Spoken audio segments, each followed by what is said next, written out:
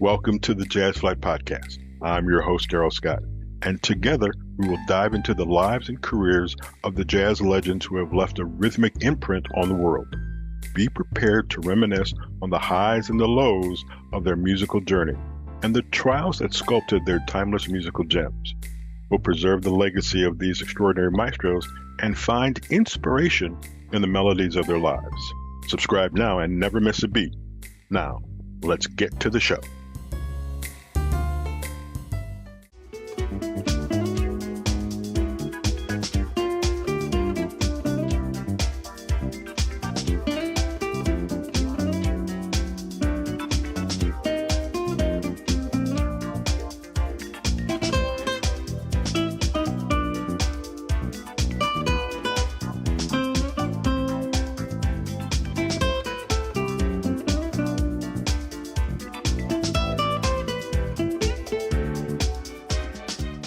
Hi there, and welcome to the Jazz Flyte Podcast. Most of the time, I'm Darrell Scott. I have other aliases, but that's only when something doesn't go right. My producer will attest to that. It's an interesting show today because we're actually going across the pond, pond being the Atlantic Ocean. That's a really big pond. To talk to Fabio. Fabio, do me a favor, and we should have done this before we started. Pronounce your last name. Fabio Mignola. Mignola? Right. But Okay. you can say Mignola, it's okay. Okay. All right. So first of all, Fabio, welcome to the show. Obviously we're going to talk about your music. You are sometimes you say things wrong all the time, and when you have to say them in the correct function, you have to really think about it. This is one of those cases. You're a guitarist. You're in Switzerland, correct? Right. How does a person from Switzerland get into jazz? What was your environment like growing up that made you want to, first of all, play guitar, and second of all, play jazz? Well, it's a long history because it started when I was 7 years old. Nobody in my family ever played an instrument, but my parents put me an accordion in my hands and paid me lessons. So I started playing accordion in the beginning. So I played mostly folk tunes from the region and some classical music. Then later on, when I was around 14, I asked my parents for an electric guitar. And I learned by myself. Mm. And then later on, I decided to become a professional. So I studied at conservatory. I studied classical guitar.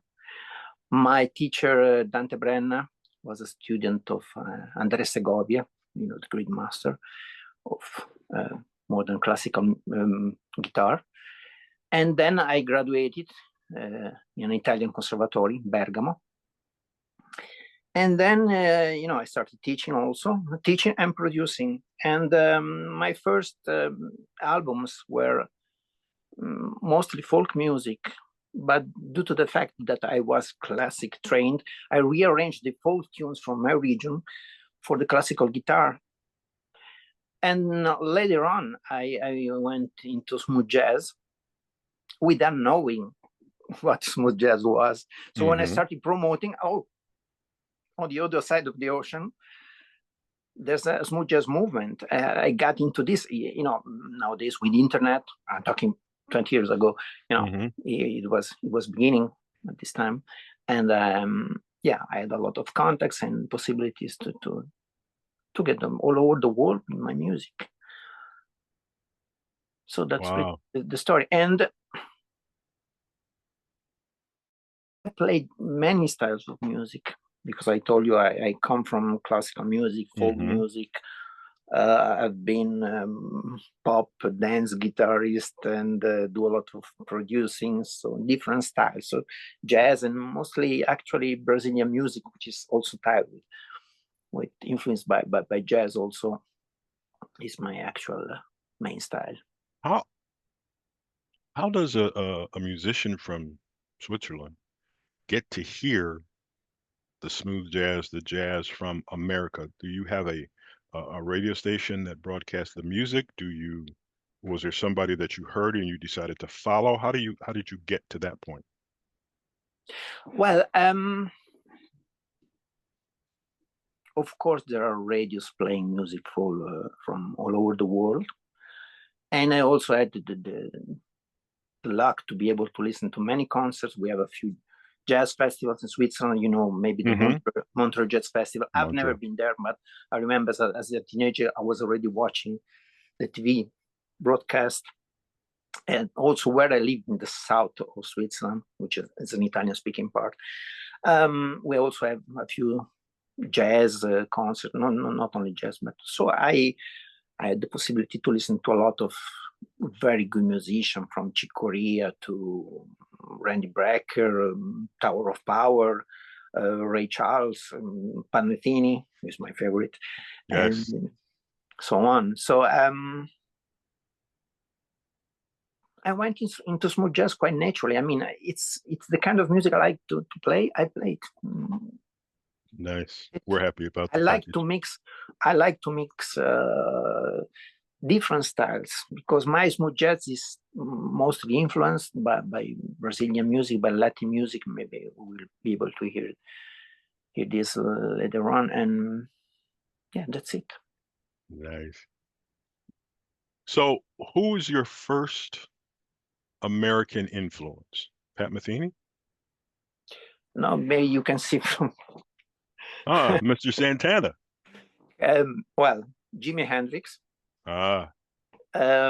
Especially the album Band of Gypsies. Then Carlos Santana, and yeah, Pat Metheny. Nice. Can you play the Star Spangled Banner on guitar like Jimi Hendrix? When I was a teenager, I had no lessons in guitar, so I tried at the time to imitate, to cover all the. Yeah, I did this too. That is one of the coolest renditions I have ever heard. So I'm always interested to hear how other people play it, not necessarily the traditional way, but more like Hendrix put his own spin on it. Yeah. What was your first song that you did that made it to the American radio airwaves? Might have been Morning Fun. Might have been Morning Fun, or from this album which was Flying Away. Yeah, it's interesting because I let DJs choose the song they prefer. From DJ to DJ, they choose something different according to their personal taste. So I try not to influence too much. I mean, sending my choice is not necessarily yours, and right. It's fine. It's interesting to see how different people react to different songs. And how do your fellow countrymen react to the smooth jazz aspect of it?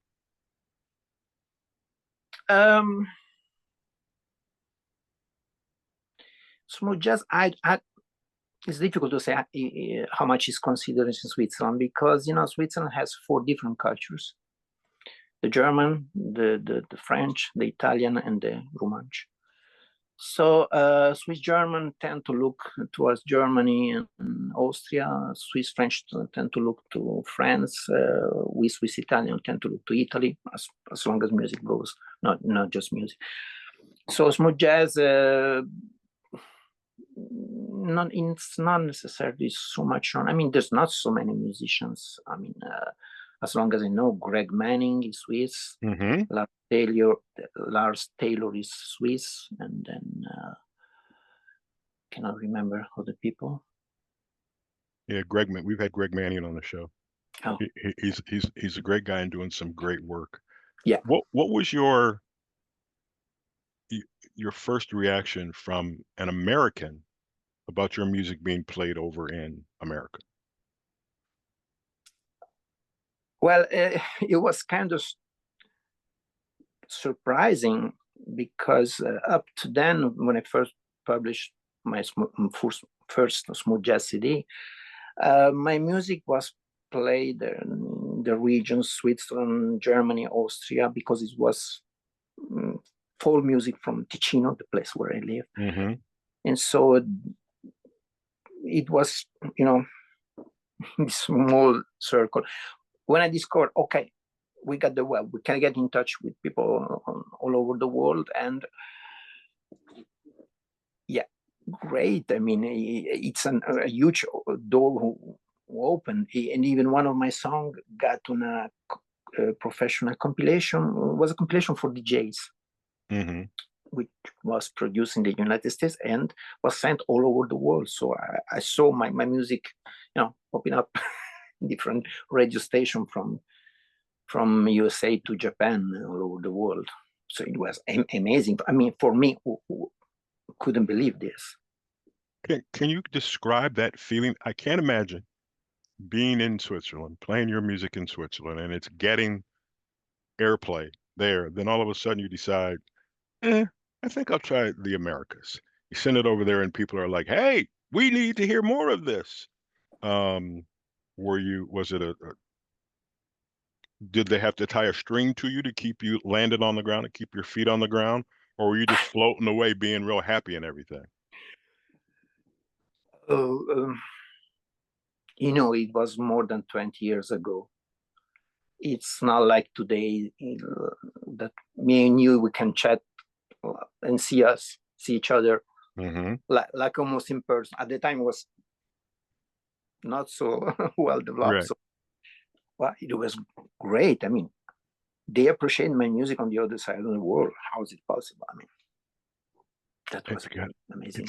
It's got to be really special to all of a sudden get a call from the other side of the world. I'm listening to your music, and I can't imagine what my feelings would be. We're going to take a quick break and listen to some. We've talked about your music. Let's listen to some of the music. Absolutely. I'm not sure if I'm going to translate. I'm always transparent and always honest. Incantato is a song we're going to listen to by Fabio on the Jazz Flyte Podcast.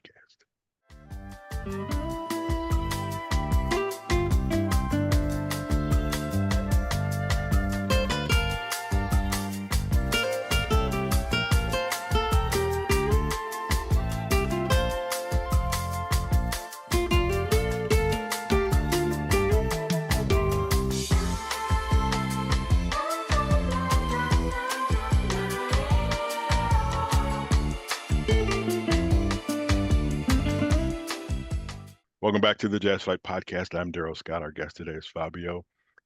We just heard Incantato. I don't always get I got to work on my other languages. Is what I have to do, because we're going to start interviewing a whole bunch of people who reside across the pond or who at least speak another language. Did you always have a plan once your music was recorded to get it played in the United States? I searched for all the contacts that I could have. So I contacted many radios and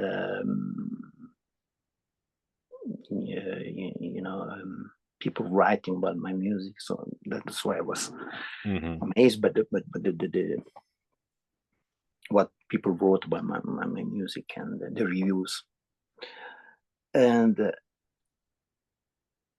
I wanted to put it all over the world as long as possible. So, and of course, United States for us, it's a point of referral when we talk about music. Right. Was there a period of time when you were frustrated because maybe you weren't hearing back from people, but you just kept on going and going and going until you made your first one, and then after that, the floodgates opened up, so to speak, and your music's been going over here pretty good? I think that happens to every artist. There are periods when it's difficult to find a good idea, the good inspiration, the good context afterwards, and then how to produce, how to publish. Nowadays has become really easier. I mean, the first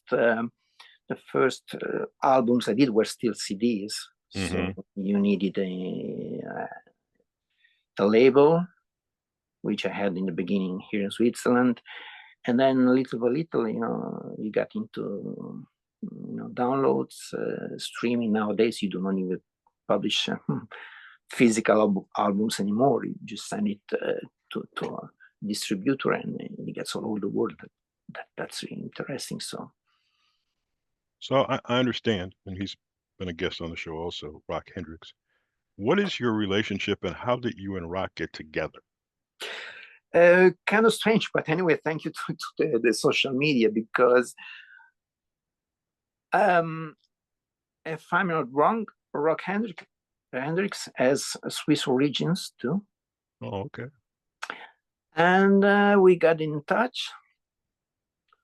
We spoke a lot, and then at the time I was writing, I was writing and producing and arranging an album with a Ukrainian singer named Elena Martynova.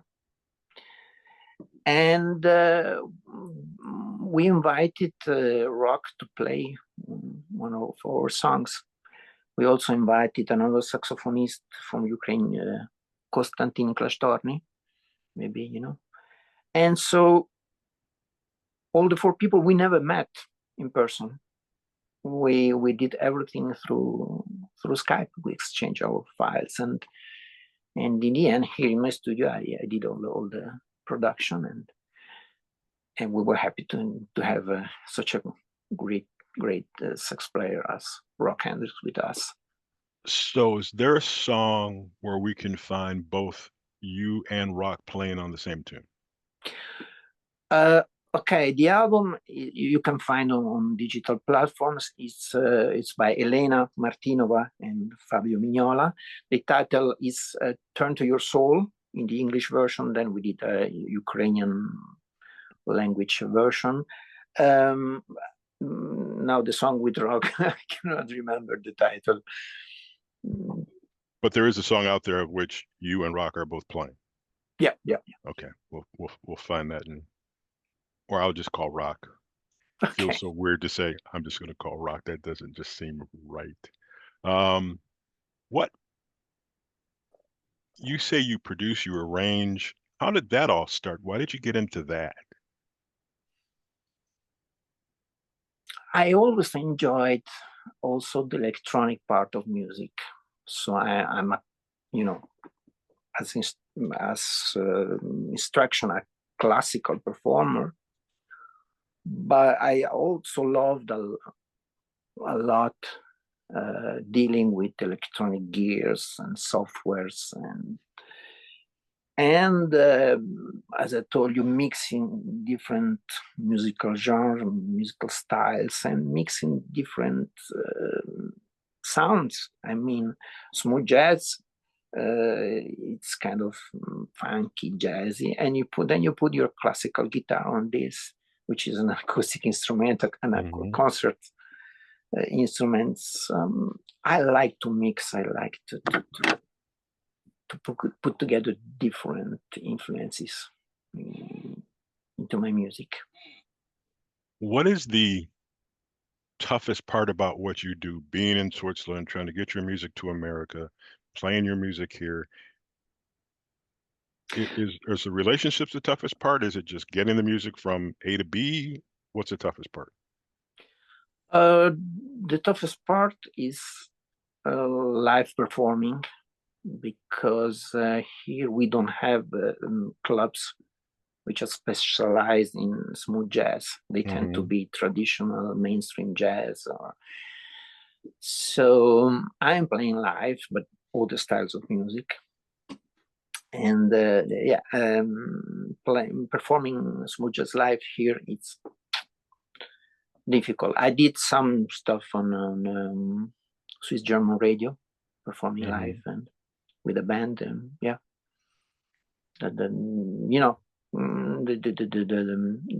are a lot of concerts, but not specialized on this particular style. Has anybody ever from here who was going to play, let's just use the Monterey Jazz Festival as an example, who was going to play that event and then asked you to be on the bill? No.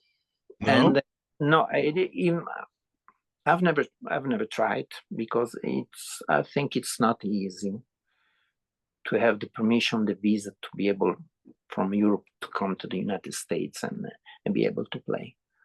At least I was told it's not so easy. So I have never. So somehow we'll have to get Portia involved to get a recording of you playing over there so that we can play it over here. Stop laughing at me, Portia. It's just an idea that we can work on. That's all I'm going to say. What's left for you to do? What else do you want to do? Let's say it that way. Musically, you mean? Yes, musically. Well, this time I have periods where I produce, periods where I compose. This time I'm mostly studying music. Mm-hmm. So each day I study piano because I can play piano. I'm not a pianist, but I'm learning this. Here behind my webcam, there's electronic drums. So I started playing drums. And the last instrument I bought, I'm learning. It's a very special instrument. It's this. What is that? What, steel drum? Yeah, it's kind of steel drum. This particular one was invented in Switzerland, in Bern. They call it hang because in the local Swiss German dialect it meant hand because you play with your hands. And nowadays they call it handpan. That's the official name. And yeah, it's an instrument. It doesn't have all the notes. Wow. You simply you play like this. It's kind of meditative instrument. So you see, I play different instruments. And so how many instruments do you play? Accordion, guitar, bass guitar, piano, a little bit of drums, hang. I'm not good at wind instruments because my breath is not so strong. I always had I tried once with a saxophone, but it didn't work. Fabio, just to let you in on a secret, I'm not good with any instrument. So you got me beat already. Okay, so you're by far way ahead of me. One more time, we're going to take a break, and this time we're going to have some fun. That's a pun that nobody will get until they hear this song. This is the Jazz Flyte Podcast. I'm Darrell Scott. He is Fabio. The song is Morning Fun on the Jazz Flyte Podcast.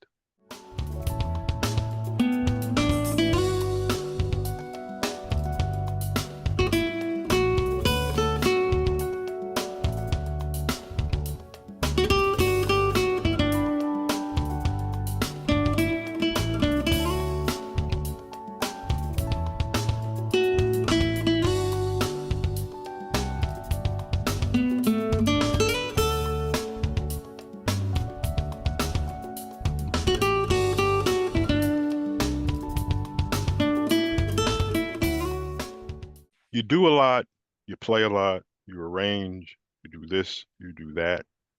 What all are you working on right now?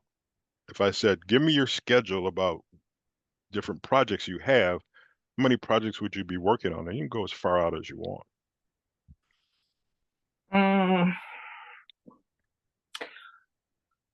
I'm working on a new album, which is really much Brazil influenced, because that's my something particular, my smooth jazz. And but I'm taking my time. I retired a few years ago from teaching, and now I'm taking my time and do everything at the right time. Okay. What did you teach? I used to teach music.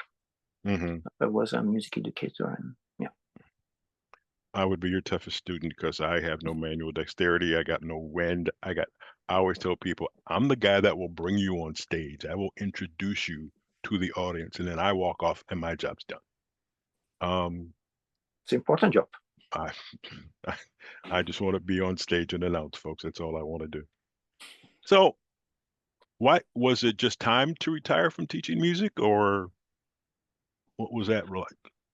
Mm, I always planned to retire at that age, and decided, and I wanted to to to make more music.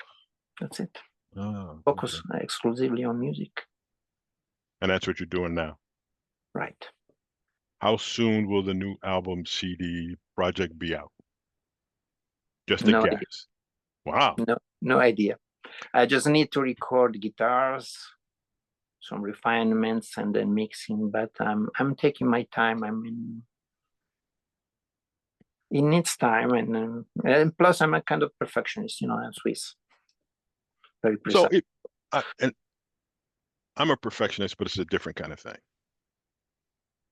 If you got a song that's finished that meets your approval, do you ever go back and want to change it or add something or change the guitar note? Which means, do you want to change the song that you thought 10 days ago was fine? It happens, and I think it's natural, normal, because if you're a creative artist, you always go ahead and you always learn something new, and you want to do everything always better and better and better. So it's normal. So that's why I never listen to my music once Wow. published. So I mean, I perform, I record it, compose, record it, then it belongs to the public, to the people, to the listeners. So There's another guy, he's deceased now, who said he never listened to any of his recordings once they were at this time on album, and that was David Sanborn. I talked to him many a time, and it was, I don't listen to this stuff after I've done it. Then how do you know? I mean, then truly you're relying on the audience to give you validation on your work. And if the audience likes it, then you're like fine with it. Is that true? yeah, yeah, mostly. But in the end, you always, I could have done this, I could have done that. And, But and then you throw in the fact that if you do it live, are there often changes made to a song when you are out performing in front of the public? I mean, because I mm, can't imagine the studio version is what you want to perform in front of the people, because you might want to have a different solo, the drummer might have a solo, and you go on and on and on. But that original pressed copy is the standard. I mean, I might know the first couple of notes and then you go from there, but then you kind of get into it because I'm sure the fans get into it and everything else.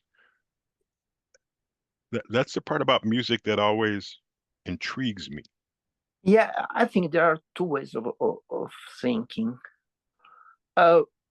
Maybe people expect the live performance to be pretty much the Yeah, same, yes, and that happens because they can listen to the music before they go to a concert. right. Many years ago was the contrary. They went to a concert, they liked it, they bought the long Hmm. playing. Okay. As a musician, I would prefer to be able to change something, and Hmm. sometimes you also have to adapt to the public who's there, to people listen. So some people are able to read the listeners Hmm.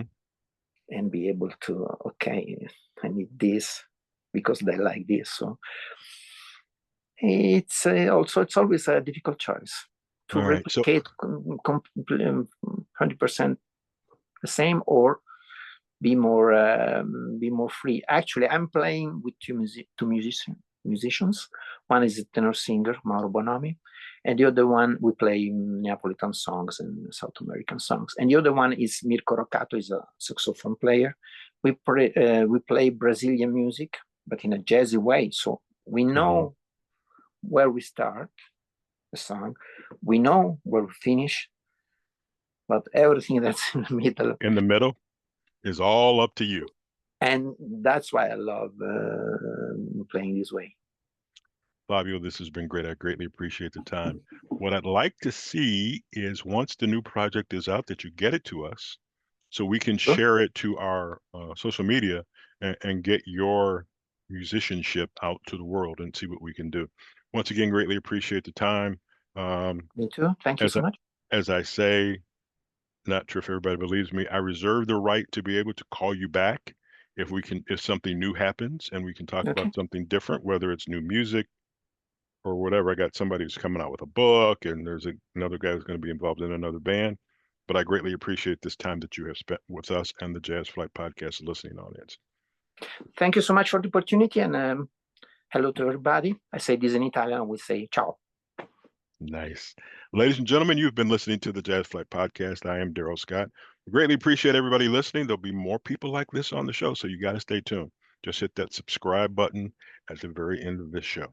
And say thanks to Portia, too. She does an awful lot of work, as she's grinning at me right now. So once again, ladies and gentlemen, thank you for listening to the Jazz Flyte Podcast. I'm Darrell Scott. We'll talk to you next week.